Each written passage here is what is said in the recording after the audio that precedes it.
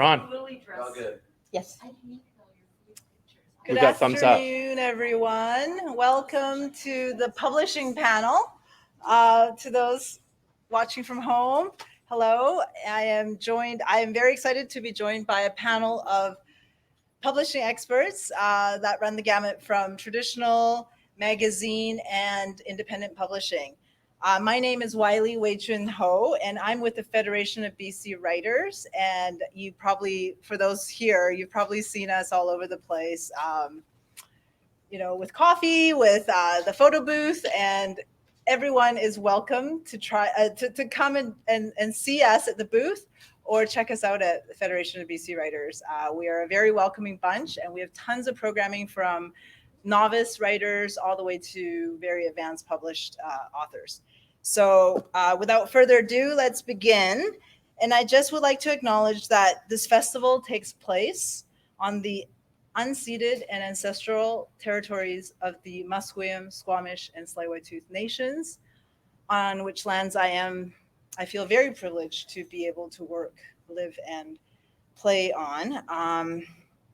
And I would also like to give special thanks to the Federation of BC Writers sponsoring this event, and to Connects UBC, the UBC Library, and UBC Robson Square for their sponsorship, which made this space available to us. Also, a huge round of applause to all the staff, volunteers who are making this festival happen. It continues to be Canada's largest free lit festival. I think it's amazing. Everything is free today. And I hope that you've been able to catch some of the events earlier today. There's been some fantastic ones. My brain is actually a bit full at the moment. And if you haven't been able to, I think they're being recorded for viewing at your leisure on YouTube. So without further ado, I am going to introduce our lovely panel, and apparently a slightly odd panel, I'm told. But you'll have to judge for yourselves. Let's just see that. First up, we have Sylvia Skeen, who is the Executive Director of Magazine Association of BC since 2011. And Sylvia advocates for greater appreciation and support of the magazine industry at the local, provincial, and federal levels. As internship coordinator, she also supports programs such as Internship Subsidy Program, and she co-partnered a survey report on the state of diversity, inclusion, and equity in the Canadian magazine industry.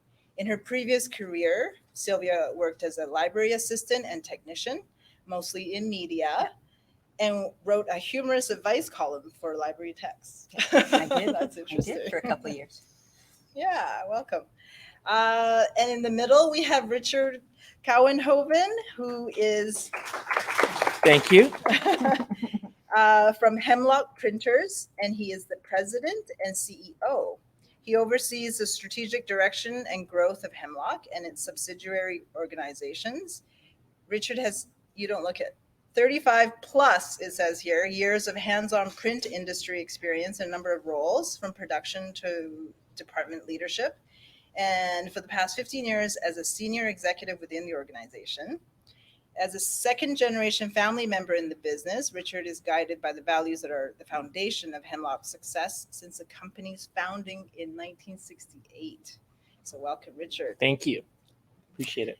And thirdly, this is Anne Boyer. She is not Don Gorman, as printed in the brochure. Don couldn't join us today. He's not in town. So Annie very graciously stepped in, and I'm delighted to say, I'm just going to read her bio. Annie is the director of marketing for 3 sister book publishing companies, Douglas and McIntyre, Harbor Publishing, and Nightwood Editions. She has also served as the managing editor of Freehand Books and was a co-founder of Read Alberta, an online initiative with a mandate to connect readers, booksellers, publishers, and libraries. She now lives in Calgary, but obviously she can't stay away from the West Coast. So welcome, everyone. Yeah, great initiative that Lead Alberta.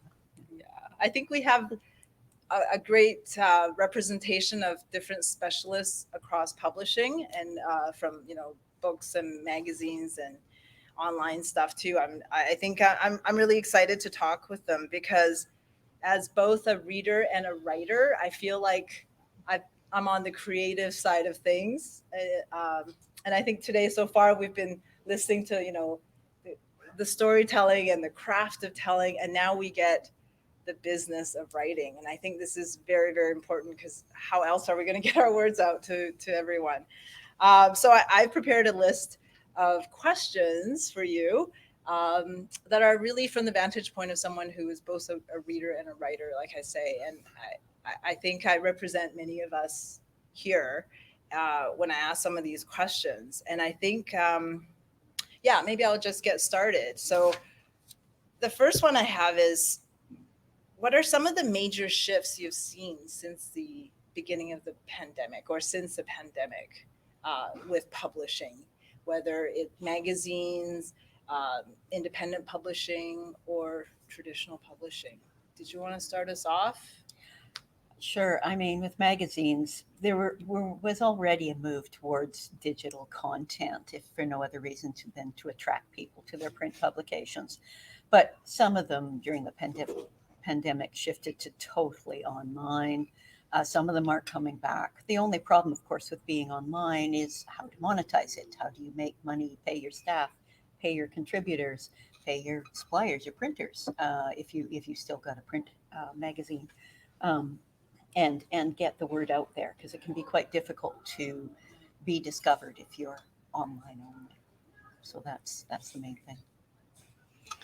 What do you think? So prior to the pandemic, we were seeing a growth in independent publications at Hemlock, and we have sales in the US and in Canada. And our US sales our growth in the US has been driven a lot by that category of independent publications. And this is prior to the pandemic.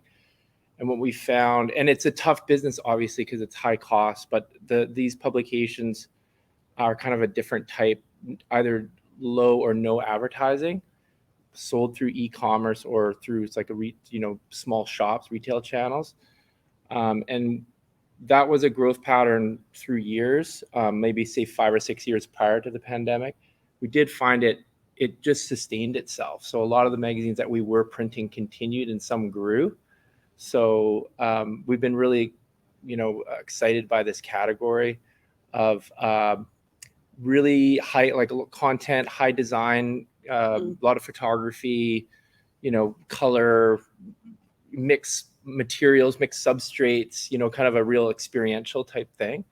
And it's still a challenging business model, but we found it more growing during the pandemic and continuing to grow.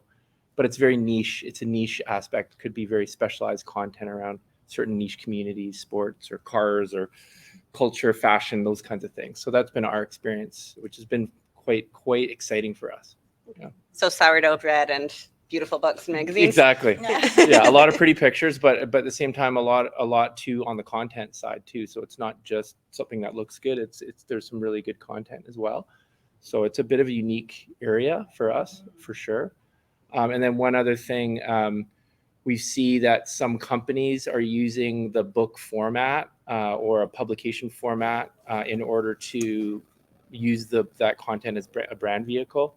So we're seeing, like we do work, say, for example, an e-commerce grocery delivery type business in the States. They are giving away cookbooks as part of their promotions or a part of their sign-up process. So we've done the 10th reprint on a cookbook that is specific to that company, right? So businesses are using publications as a vehicle, as a brand vehicle, what we're finding, which is sort of interesting as well. Yeah. Okay. Yeah, for us, I would say books didn't really, what we were publishing and sort of the numbers that we were publishing didn't change that much, but we are so dependent on sort of a community of magazines and media people and bookstores, the large one, the Indigos and the smaller independents for discoverability. And when the pandemic came along, all of a sudden we just had to completely shift and say, okay, like how are people going to find our books? We at Harbor Publishing, for sure, we publish a lot of books that are more focused on kind of rural issues, less in the cities. And I think like the first month or two of the pandemic, with ad revenue disappearing, I think something like 40% of small papers in BC had to shut down, and that was a major part of sort of, you know, getting our books out there. So so it was a major shift in like, okay, how do we reach people?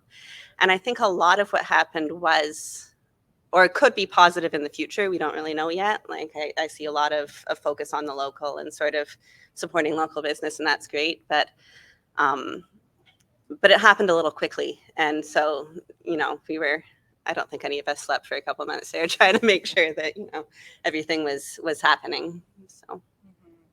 Yeah, so much has shifted in many ways. And I just wanted to channel Don here because he did, he couldn't make it today, but he did provide some insights, written comments that he would like to add. And of course, Don Gorman, for those who don't know him, he's 35 plus year veteran in publishing, and he's with Rocky Mountain Books at the moment. He's a publisher for them. And when I asked him these questions, he did give me some feedback on it, and I thought I'd share them with you. So on the question of major shifts, and he says, I don't know his voice, but I imagine it's deeper than mine. The increase in online sales has had a profound impact on books publishing. So he's seeing that difference. Online sales has had a profound impact on book publishing and book selling. During the height of the pandemic, I created a Google map that highlighted Canada's indie bookstores willing to deliver books from their closed stores. The initiative garnered over 620,000 views and received coverage from various news sources in both Canada and the US, which underscores the significance of indie bookstores and their enduring love for books, especially during troubled times. That's actually very hard. That map was fantastic. And I'll just say that sort of inspired by that map, Book Manager, which is sort of runs software for the book industry, started it like it's the simplest little thing. It's called the Read Local button. And it on websites or anywhere, it's just a little like website that you can put an ISBN of your book into, and all the website will recognize where the person viewing the website lives, and will see all the places that your book or whatever book the ISBN is available at independent bookstores. So I live in Calgary. I click on this button. I'm looking for a book, Reuniting with Strangers, and it will show me Shelf Life has 2 books, you know, Pages on Kensington has 3 books.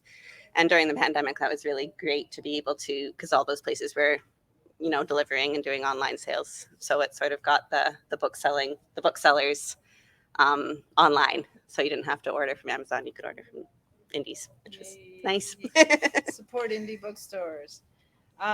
So on the subject of like what's shifted, I'm curious, have you seen a shift in interest of subject matter since the pandemic from before, or is it like a pretty steady diet that you've right across the board? There's been a bit of a spike, although I think it's now getting back to normal during the pandemic. And you can say whether this fits you guys as well or not, of nesting, what I call nesting activities, gardening, baking, bread. Don't get me started on bread. Crafts, renovation. Even now, I think renovation's a big deal because they were at home. You're stuck at home for a year. You figured out, things need to change, and that sort of thing. So there was definitely an uptick in that. I think it's sort of starting to go back down again, as evidenced by all the bread making machines now on. I don't know, Craigslist or whatever, but there was definitely a bump there. And certainly niche magazines and things like that, they've always been a little bit more resistant to problems than others because people are already interested in what they have to offer, unlike, say, consumer magazines, which with the changes, especially like tourism travel magazines, their advertisers are restaurants. Pick which ones might be affected by COVID. Restaurants, hotels, airlines, tourism companies, You know, yeah, so really get hit hard. And same thing with a lot of consumer mags. So I mean, and with the shrinkage of newsstands as well, that's been really impacting our industry and gives the reading habits, purchasing habits, problems because the remaining newsstand space left goes to those high performing titles, many of whom are U.S. titles or international titles, Vogue, Cosmo, you know, Snow Rider, whatever you want, the sort of really high return, and because they want to make a living as well, they want to have those ones that perform. So there's less risk taking in what they stock, and then that affects reading habits because you can't find what you're looking for. So there's less sort of purchasing being done of magazines that meet your interests because it's just not there. How do you find that with books? Did you find that with books as well? I think books are so much slower than magazines. Maybe publishers are too, I don't know. But I think the pandemic really highlighted a lot of issues with inequality within sort of society. And there's also sort of that almost adrenaline with sort of everything that was so stressful going on. And I think I think it's been a good thing in some ways because I think there was a renewed passion in sort of getting out these books that are just really important for the healing of society. And I think the pandemic was very polarizing and sort of people became more passionate in terms of getting those really important stories out. I think there's just a lot of energy put into that. People were at home more. They were sort of reevaluating, both people that work in the industry and sort of society in general, sort of how they live, and new ways of living became part of the sort of zeitgeist. So I think we are publishing more books that sort of have a purpose to change the way that we are in society and to sort of fix some of those inequalities. That's very interesting, and that's very heartening. We have a yes. While you're on the pandemic, Sure. stuff, was there any change in the trends of like digital versus physical book? Like it was because of the pandemic, did more people buy ebooks or physical books because they were at home and wanted the physical thing, or no change at all? So ebooks, for some reason, have been like the big thing. No, there's not really been any change in ebooks at all. Where we are seeing big spikes is audiobooks. Maybe all those people, embroidering and doing crafts and wanting to listen to Nesting. Listen to something about nesting. But no, I think audiobooks have definitely seen a fairly steady growth. But ebooks, no, they kind of steadily go along. So, Well, that's interesting. So since we're on audiobooks, what trend is that? Is it mostly people who are reading fiction or self-help guides, or what kind of ebooks? Sorry, audiobooks. I will back up for a second. So with ebooks, genre ebooks have increased quite a bit, but as far as our business is concerned, it's been steady. Audiobooks, kind of everything. I think there's been a lot. Working from home, I think technology has really come a long way. I think there's been a lot of a huge push for accessibility.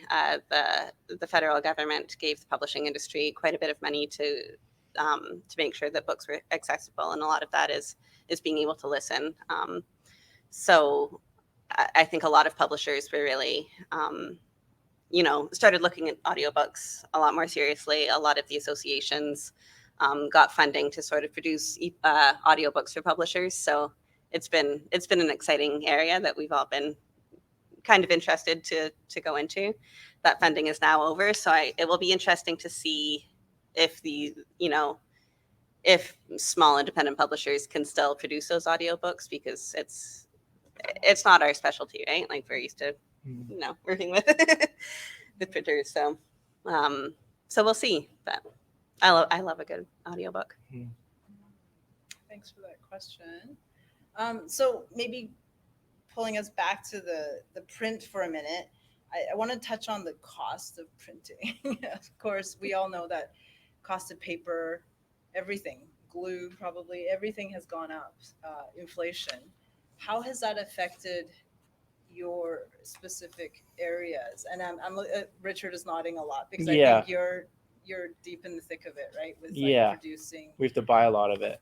you have to buy a lot Yeah, of it. so- So I like, actually, I was wondering, does that affect like, are books getting shorter, or you know, are there That's a fewer good idea. pictures, or you know, like, just to lower the cost of printing? Is there a pressure on Yeah. authors to not include photographs, for example, just to make Well, it, I think it's in this conversation, I'm kind of having fairly narrow view because we're the supplier and I'm kind of looking at our pool of customers and servicing that need. So, and we're very, of course, biased towards producing a hard copy thing rather than convincing our clients to go to the ebooks or something like that. And pretty much everything we print, with the exception of some books, is more pictorial or historic, or, you know, like hobby, or, you know, something that requires graphics. But the cost of paper over 21, 22, so not 20, because that's when the supply chain sort of things shut down. Then things started to pick up again to a degree. A lot of people at home wanting to order books. There was that big crunch for paper. And then the supply chain got totally disrupted, as we all heard about. There wasn't material coming from offshore, which supplies a good percentage of the paper supply in North America, which put all this pressure on the North American providers. And so we were dealing with massive shortages, long waits, and upwards of 40+% increases in paper costs. So then we passed that along to our clients, and that made, in some cases, clients have to reduce their quantities, and we just had to get creative. But now it's beginning to settle down a little bit. So the offshore supply is starting to come back. The inventory levels in North America are increasing. So it's beginning to settle down. But that's kind of happening at the same time as there's a growth in our clients' independent publications. So there's a stronger interest in hard copy printed things just in general. And so while we're managing paper costs, we're also seeing an increase in demand for that kind of product. So, you know, that's in our world. That might not be in the wider publishing world, but in our world, because we produce high quality color, that type of stuff, we're seeing an increase. And the one thing at Hemlock, we've added on the distribution side. So we have a warehouse where we ship things on demand. So we have a bit of an e-commerce linkage to our service. So that's been kind of helping us, I think. But I think that's going to correct itself. It's really a shorter term problem. it's a pinch point? Yeah, there's basically the demand exceeded the supply, and now the crazy thing is the merchants who we buy from have excessive inventories because they basically bought as much as they could get, and then but there was a long delay, sort of like the toilet paper situation. There was a long delay in that coming in. So particularly the offshore stuff has come in a big way, and there was all this ordering and hoarding going on, including printers. And there's massive inventories now of paper. So if you hear printers or suppliers saying there's a shortage, they're lying. The insider tip. That's right.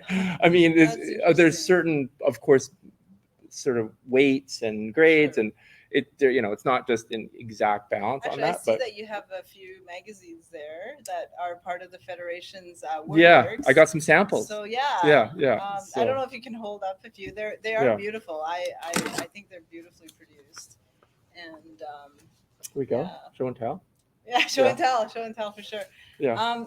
But so from the author's perspective, like someone who wants to have their book independently published, for example. Yeah. Is it so- an order and then like just On demand. on I would say demand? the technology is definitely moving in the direction of unit costs coming down on shorter quantities. Mm-hmm. So digitally produced books are getting more and more possible. So we just invested in an Indigo, Hewlett-Packard Indigo, big press, and it produces upwards of, say, 1,500 quantities more competitively than a traditional offset press. So still very small quantities, but it's very, very automated, and there's really no waste in contrast to more of a traditional press. So I would say over the next 5 to 10 years, the cost of producing small quantities is going to come down and down and down. And especially as things get more efficient, where things can get produced as they're needed and shipped as they're needed, I do think that is definitely going to be happening more and more. We're certainly, working to build ourselves in that kind of model. Yeah. So I've noticed that the cost of books, I mean, this is from the consumer, like readers side. I love books, so I buy lots of books, and I've noticed that the costs are creeping up, but kind of all of a sudden and recently. For a long time, they were like, soft cover tended to be like, $19.99 type of range, and then lately I've noticed they're kind of in the mid 20s range. 25, even actually. That's probably, I would guess that's paper related, just general cost of Right. producing things is much higher right now. And hopefully that comes down. But it's like it took a couple years for that supply crunch lag, to right? occur. Yeah. It's going to take a couple years for the supply Right. to become more stable. I would say there's certain unnamed retailers that have really kept the price artificially low for a very long time. And with paper going up, I think publishers just couldn't that we were going into negative margins. So I think it's just been so low for so long that we don't want to go too crazy and raise prices, but I would say they're artificially low for sure. The margins are tiny. So Yeah, I wondered about that. On the magazine side, Sylvia, have you seen have the smaller magazines or the lesser well-known ones have they had a really big hit during this time? All print magazines have. We're not small to large. It doesn't matter. It's got to do with percentage of money it takes to publish a magazine. As you know, the longer lead times you need, which means problems in terms of staffing, getting content done in time for the print runs, and the layout and so on. And also, some of our legacy publications, they've reduced the number of magazines per year, the frequency, and then they try and make up for a little bit by having more in the remaining issues. The problem with that is if you're not super careful, you suddenly run afoul of postal rates. Even if you're doing publications mail, if you've got a heavier magazine, you're going to pay more in sending it out. And Canada Post, from what I understand from one of my publishers, always increases their rates every year. Even during the pandemic, they raise their rates. So from what I understand, you're welcome to tell me I'm wrong. But so, you get double hits. You get, you're doing it less frequently. Subscribers think of it as less of a value proposition if you're not sending out your magazine as frequently, even if you might have more pages in the remaining ones, and then the cost of postage as well. And it's hit everybody. Well, that's really good insight for the writer who's, as a writer still sort of in an emerging space. I feel like, often I submit to things and it feels like there's even less response than there used to be. And I think it's, I want us to leave this to the end, but we may as well go there. The monster of AI, chatbots and everything. Yeah. I think writers are competing with, just AI that's generating stuff so quickly. I'm wondering from submissions perspective whether this is probably more question to you, Annie and Sylvia, whether you've noticed a lot more influx of submissions, and how are you dealing with so much more stuff coming in, and how are there criteria being set to weed out AI, or are they being included? Serenaded. Should we break into song? Yeah, perhaps. Is it right on cue? Maybe we're saying things we shouldn't be. At least we all hear it. Not yet. I think that I mean, it's worrisome. I think, I mean, we want more than anything for writers to get fairly paid for their work. That's fairly clear. I think that as a smaller independent publishers, you know the community so well. You know, I think that a lot of the books we publish, you know, is just information that is not on the internet that the AI bots are not going to publish. You know, all the little inlets of the BC coast and that sort of thing. Like, the bots don't know about those places. So I think for our companies in particular, I think we've been a little bit immune from it so far, though we have noticed some of our authors that we've signed already writing books a little bit faster. So I don't know.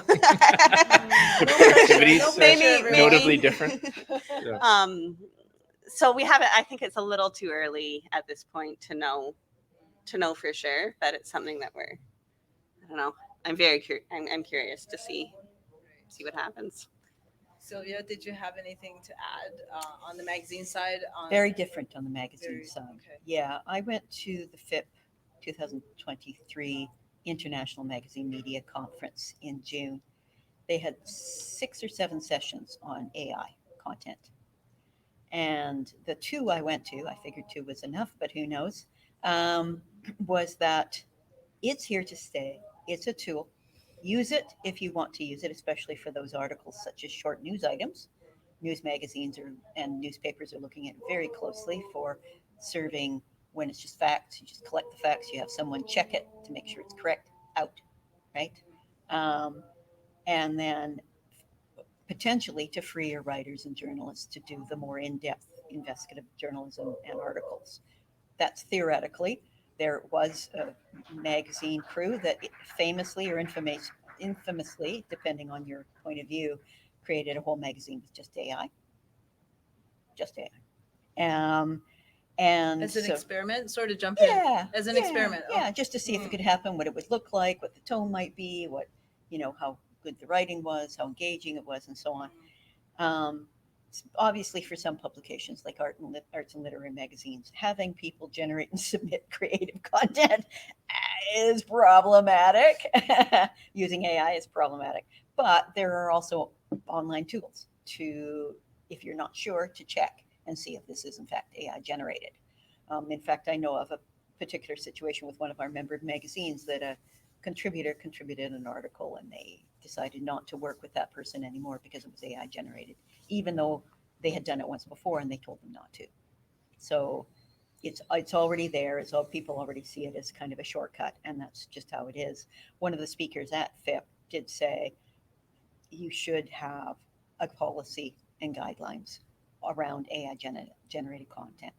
Post it, talk about it, figure out what's useful, permissible, and what's not, depending on, you know, whether you're a book publisher, magazine publisher, newspaper, what have you.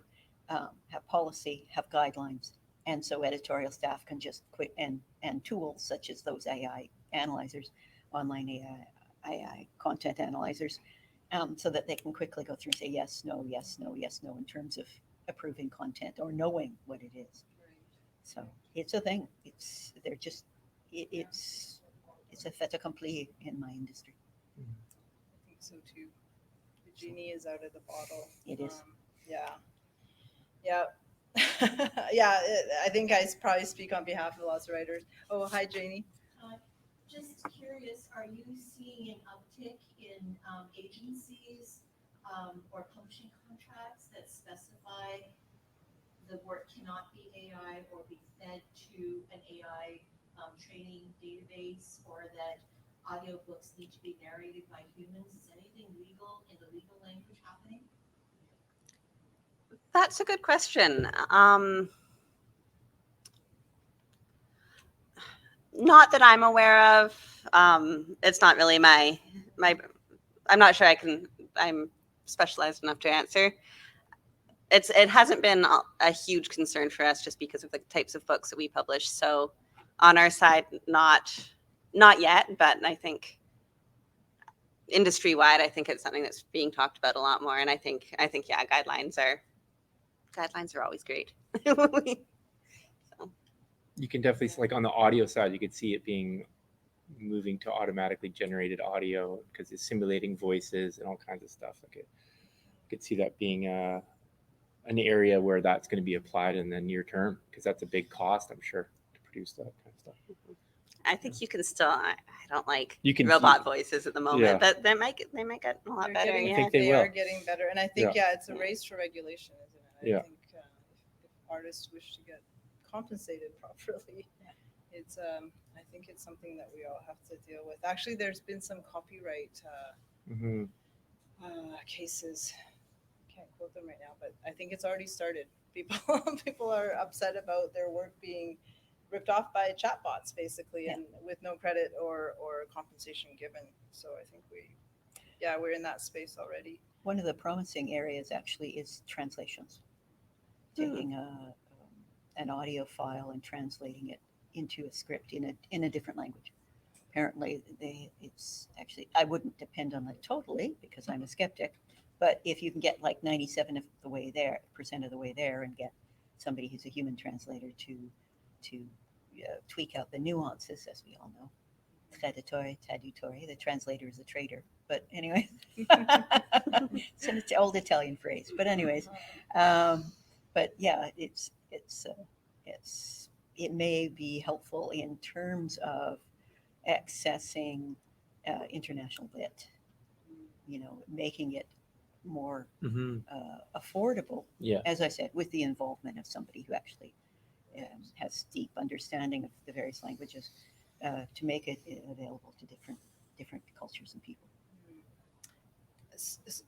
So just we have a question in the audience, but Richard, I was wondering from the the independent publisher perspective, is that a concern that you have to grapple with too? Like, do you have to try and verify that the stuff that you're getting from clients are not It's more on the copyright side, but that responsibility falls on the publisher, on the client. on the client? Yeah. So we haven't really, but we have it on deck to create some AI guidelines or policy for ourselves, but that's more internal around the use of it, and where are the parameters where we have more like where do we have issues with it, because for sure it's already being used in our workplace. There's no doubt. Yeah. Okay. We have a I was just going to comment on the AI and the voiceover. That's one of the things that the Screen Actors Guild is fighting very Right. strongly for Of right course, now yeah. during their strike, because it's like an important part of their income to Mhm. do work like that and having that kind of stuff happen, and the writers as well. So yeah, It's AI is definitely scary. Translation, that point around translation, I could see it being significant, but also an enabling thing. Yeah. There's a jobs protection aspect, which is going to affect so many industries, including ours as well, right? Right. On the production side and the office side. Yeah. Well, I just had a couple more questions before we open it up again for audience participation, I guess, Q&A. And that's maybe on the more optimistic side. What's selling? What do you see as like trends going forward? What do you see is going out the door? What are people interested in? Subjects, genres. Actually, Don had something to say about this. He said,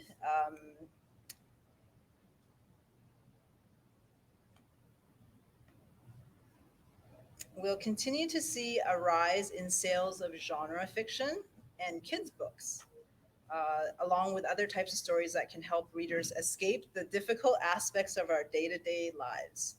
I also really hope that we'll continue to experience a renaissance in published work from communities and writers that are traditionally underrepresented.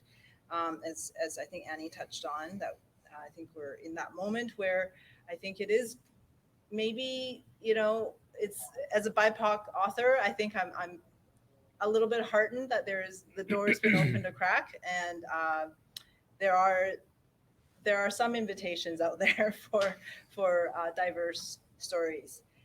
So that's great. And he says also, with so many platforms available to writers, publishers, and readers, I'm excited to see how things evolve and how we all decide to take advantage of the opportunities that are afforded to us moving forward. So I think, Don has a note of optimism here. How do the rest of you feel? I'm optimistic. You have to, I mean, you have to be. You see all these great manuscripts coming across your desk, and even the ones that we don't necessarily publish or, recommend to another publisher. I don't know. I'm reading 3 books right now, and I all 3 of them are like my favorite book ever. Yeah. You have to love them. So I don't know if you're you don't print children's books, right? We do. You do? Okay, Yeah, we do okay. some. Okay. So, yeah, I think there's we have a steady stream of children's books. I have a son, so I'm paying a lot more attention to our kids' books. I think one area that I would love to see is like grades 1 to 3 chapter books. I feel like that's an underserviced market at the moment. So that's grades 1 to 3, and maybe that's ages like 6 to 8, 6 to 9, sort of early grade chapter books. And that's maybe selfish because I want more books to read to my son. But they tend to be picture books too, right? There's a lot. Picture books are so beautiful, and the art is so beautiful, and that's great. And I want to keep on seeing those because I love them. But just like the straight book, like chapter book, no illustrations, just words for younger kids. There you go. There might be a market out there for the young children's lit writers out there. Would either of you like to comment on like the trends that you see selling or what's coming into your inboxes? Well, I mean, I'm not in the actual publishing business, so I can only see what the stats are. I mean, 70% of Canadian magazine titles are still consumer publications, but the magazines that tend to do the best are niche publications, particular interests, whether it be astronomy or trains or gardening. Garden is a big one, that sort of thing, because you've got people who are passionate about that topic and are more likely to be loyal subscribers. You want subscribers or memberships, like one of our member magazines, Digits and Threads, is online only, but they have a membership model, so you get access to more knowledge, articles, tips, etc. So there's that sort of value in terms of selling your content, and also things like business to business magazines, because, and again, through subscriptions and advertising, because if you're doing something like Tow Canada, which is a local magazine, you have the towing industry advertisers who want to have ads in your publication, and the ancillary organizations and companies as well. And the towing industry people want your magazine because it gives them tips and keeps them up to date and things like that. So business to business kinds of magazines are also a lot less vulnerable as a whole to problems in the industry. There are also cases where you get a particular magazine that's got a kind of the sweet spot, and I'm going to bring this up because again I found this out at FIP. It's called Marlin magazine. Marlin is a kind of fish. It's one of these jumping fish. It's very, very sort of dramatic looking. It's deep sea. It's all things. And people who fish for marlin have deep pockets. Great. So you've got people who are subscribers, well off. So what they do is they don't just have a magazine. They have TV programs. They have expeditions. They've got fishing tournaments that worth up to $10 million. These fishing tournaments. I have to get into prices. fishing. Yeah, fish. Strangely enough, Oh. fishing. It's a big deal. We've got a local fishing magazine that does very much similar things. Another thing that I don't think enough of our magazines are really getting into, as who should, especially those that have evergreen content, are bookazines. You plumb the depths of your content from the past. You have a theme, and you put it in a book. Yes. Yes. We're seeing that kind of thing. Yeah, and because you pay less for content, it's already there. You see it if you go by a newsstand tonight. Count how many bookazines are on there, and I'll call bookazines the ones that say 50 years, John Lennon, Life and Times, Madonna, or things like that. Like it can be personalities, it can be the top the top recipes from Good Housekeeping over the last 10 years. It could be, so they bundle this stuff up. They've already paid for it, depending on the contract, as you know, depends on how much more they can pay for it. But it's sort of really an easy sell. And if people feel it's a keepable thing. It's also a memento item so that you can go in, let's say Train Spotting Quarterly. I don't even know if this is a magazine, but Train Spotting Quarterly decides that they want to have, the 30, most classic trains of the past 100 years and where to spot them. Well, everybody's going to keep that. Everybody who's interested in trains is going to keep that. So it's just a sort of add-on, and I'm going to have Richard speak to how that works. And finally, one of the things that I'm seeing a bit more of is kind of something, again, like a bookazine that's straddling books and magazines, which is almost a bespoke magazine. I've been seeing magazines that are very expensive, but very beautiful. And you look at them and go, I want this thing. It's much more sort of, it's got beautiful paper and it's got beautiful I brought one. photography. Oh, You brought one. Oh, great. oh, I love thank the you, show and Richard. tell aspect, Richard. We Thank you. planned this in advance. Oh my God, I Really, should we probably did. grab one. Yeah, so Anyways, this is sort of the example. This Oh, is that just is one, pretty. but perfect. but Okay. yeah, lots of So- color, really beautifully designed. So sorry. Very little advertising. On the creative any. side, who's funding all this? That's got to be a huge cost, right, to print that. So Yeah, this is a sort of science, culture, politics. Like it's basically essays. It's this collection of essays, but they're very graphically, graphic rich in terms of the presentation. But that's called the Berggruen Institute, I think is the end client, which is basically like a nonprofit that has a mission to accelerate thought leadership and that kind of thing, right? So they use a print magazine and then they have a companion website to kind of push that content out. And I think there's in the quantity of sort of 5,000 to 10,000. yeah, that's pretty gorgeous. I would keep that. Yeah. Yeah, exactly. And so, bespoke magazine. yeah, Yeah. Richard can talk more about that part, but just to sort of finish off what I was saying, and what you were asking about, it helps if you're a nonprofit, although you can get funding from Canada Periodical Fund, even if you're a for-profit magazine, if you meet their eligibility requirements, depending. Canada Council for the Arts, Arts and Culture Literary Magazines, BC Arts Council, Access Copyright Foundation has funding for individuals and organizations, and City of Vancouver has some as well. So there are, depending on what kind of magazine you are, there are more or fewer grants for you. Something like this that maybe intersects science and art and culture, well, you'd be all over it. You'd go to Canada Council for the Arts, but you'd also probably, if it were in Canada, but then you'd also turn around and go to the Science and Technology Ministry and say, hey, we're doing this, which is like, these are our goals. Do you have a program that fits something like this for the advancement of science education, et cetera, et cetera? So if you've got that overlap, that's certainly that can be an advantage as well. Sorry, what you're saying about high end? Well, just like in terms of like, am I feeling optimistic? I definitely, one really encouraging thing, because it's a family business. So my dad started the company in the 60s, and then, growing up in it, it's all really exciting and seeing how things are made. But then of course, I was in university in the 90s, and then leading into that, there was obviously the dot-com boom. And I was sort of thinking, am I stepping in an industry that's essentially going to be irrelevant in a few years? So I've always had that sort of thought, but at the same time, Hemlock has adapted and shifted and morphed, and we print things at the best of our ability with the best technology we can. And it's interesting to see magazines, which you think would be really a challenge, are quite resilient, in terms of, and books, right? And like one example is like alumni magazines for universities.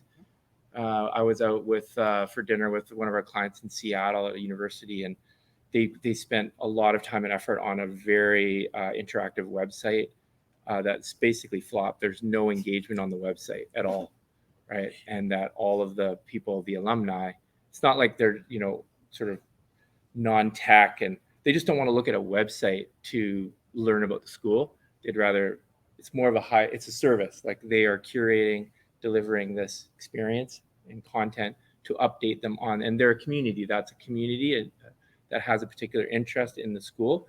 So it's really interesting kind of takeaway, and we're seeing that all over in lots of different categories. And the other kind of exciting thing for us right now is magazines, including short run. It's like an art, it's a craft, and young people are looking at it as a, like my kid just went to university and she's all excited about getting a record player, which seems really strange. Apparently everyone has record players on her floor, right? So it's more like print is like an expression right now for young people as well, because it's not digital.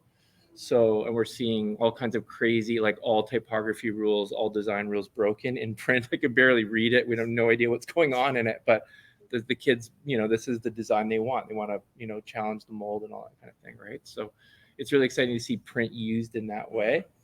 And the biggest thing there, in order to make them viable, because they might run 2,500 and not know exactly how they're going to sell them, right? Which happens in many cases, is the distribution of it, keeping that cost down and having an ability to sell that through e-commerce and not relying on physical retail like an Indigo. If you're relying on physical retail, I think the model long term is going to be, you need both. You need an e-com, your own direct e-com, not someone else's e-com, ideally. So we're, that's we're seeing a lot of that. And if they can build a strong community online, on social media, and on their website, and then they've got that following, hey, new issue coming out, or pre-sell. There's some of our clients have pre-sold the issue before they've even printed it, which funds the production of the issue. So there's all kinds of Kickstarter type situation. Not just Kickstarter, but their own. Like once they have that following, they're saying, basically pre-order this next issue, and this is the theme. So it's not like, maybe quarterly, but they're saying the theme in the next quarter is this, and it's this topic, and pre-order now, and then they use the pre-orders to pay for the print costs, right? So I think the exciting thing there is that there's a community that wants to buy that and does not look at the online piece as a replacement. It's more like, I use the online to tell my community when the print's coming out, So, and there's all kinds of, some of these, like this is well funded. I don't know whether they're making a lot of money on it, but they're using it as a way to get their message out, right? So, and others are, bootstrapping it, and entrepreneurs trying to figure it out. And so, I'm definitely optimistic as a printer, seeing that emergence, So That's great. Yeah. What I'm learning today, thank you all so much, is that there's a lot of adaptation and evolution in the publishing world. And I think there are new and interesting opportunities being created for authors as well. So that's good. Alongside, of course, lots and lots of challenges, but I think that's probably always been the case for artists. I'm going to open it up to audience. Does anyone have a question for our panel of traditional magazine independent publishing? We've already had some great questions. Does anyone else have any thoughts they'd like to share? Okay. Yeah, I think it's the last event of the day, so maybe we're all pretty tired. Do you have questions for each other? I think, it's such an interesting, like a mix of expertise and. I have a question for the audience. If you had to choose, what book or magazine would you love to have published? Like you're just looking for it, but you can't find it. Oh, wow. Does anyone have any ideas? I'd like to see a Canadian version of Writer's Digest. Good idea. Writer's Digest, Canadian version. Spoken like a real author. An updated Canadian Oxford Dictionary. Oh, yeah, that would be good. Yeah, that would be wouldn't good. that be nice with Canadian spelling? Exactly.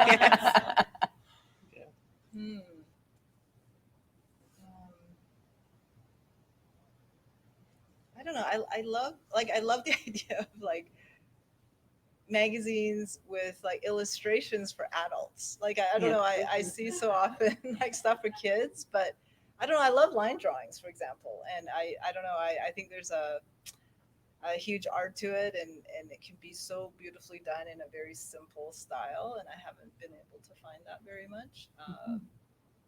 Yeah, I don't know. What about you? What would you like to see out there?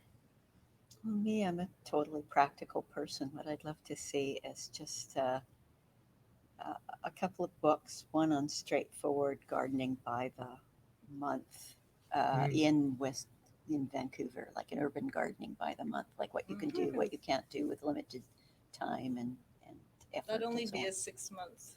Run. Yeah, I'm just well- kidding. No, I'm kidding. Not Maybe run, 8. but maybe 8. Yeah. You know, supply chain issues of paper. And Yeah. Yeah, Gotta right, September That's to right. December, That's right. fallow. No, I'm just kidding. that sort of thing. No, So- but that would be actually really interesting, right? Like, And also just maybe a local food. Like one thing I have come across is just that I've been, and maybe there are books out there, but I just haven't come across them. Is how to shift your diet to becoming a vegetarian and having actual food plans and shopping lists as you go, and you step through the transitioning, because there's weekly plans, but then you have to turn around and do shopping lists, and there's individual recipes, but there's not like a way to eat more healthily and et cetera, et cetera. So Hi. As my mother-in-law and my grandmother aged, I found that there wasn't a lot of novels that are like adult themed but written more simply so that they can Mm. track of the Ooh. plot. Mhm. And I Yes. just searched and searched, and there really isn't very much unless you're, so I'm thinking, I might have to write that. Write it. I You know, think there are puzzles that are Yeah. paper pieces, matte colored, matte, and with lots of different designs that are easy to detect for older adults. But there aren't a lot of books that are proper adult books. but that I are written more completely- simply. It's a good I one. completely agree with that, because I Yes. was Yeah. looking for something on Amazon, unfortunately, because I couldn't we find all anything in do. the We indie. all do. I know, and I couldn't. I just wanted to find something that was literary, but with a simplified plot line. I think is what you're saying as well, right? For like Mhm. people with memory problems. So definitely shorter stories, and everything I found for adults was like kind of condescending and Yes, insulting. exactly. That's what I was thinking. Yeah, I think you should write that book. And what happened to the whole list of characters at the beginning of a book? I mean, I'm like Mhm. 2/3 of the way through the book. They A mention map. they Yeah. mention the character in like the first 5 pages, and then they don't mention them until 100 pages in. You're going, who is this person? Yeah. I haven't. Sorry. Maybe a magazine that combines upcycling and budget recipes. Mm. They're not complicated.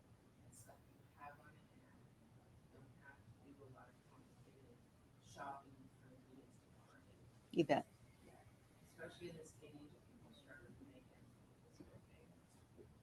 How to, because you still have to buy stuff to make that stuff happen, which helps them with advertising, but just to be creative, but to also be budget friendly.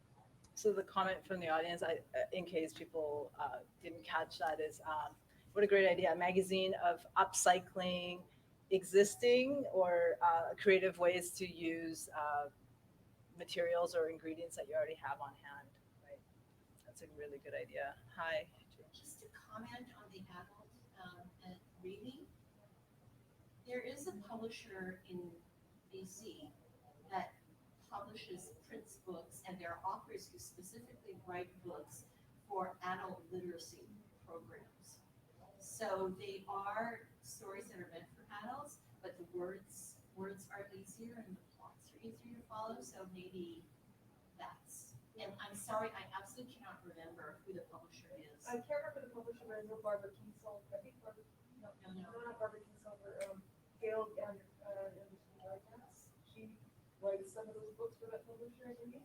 And there's a BC author who does that too. Yeah. And I'm so sure it's a BC publisher. Yeah, I think it is, but there just isn't very much. Yeah. Adult literacy. It's Yeah, not I think- literacy exactly, it's not to learn how to read. I know, it's yeah, for, but it's yeah. But it's targeting people, adults who are learning. Yeah, I think there's a niche market for it. But yes, and I think we're just coming up on 4. So I want to thank our lovely panel today. Sylvia, Richard, Annie, thank you very much for being here. And thanks to all of you for being here and spending an hour with us, learning Thank about you. the trends in publishing. So thanks. And have a good evening, everyone. Thank you. Thank you. Take care.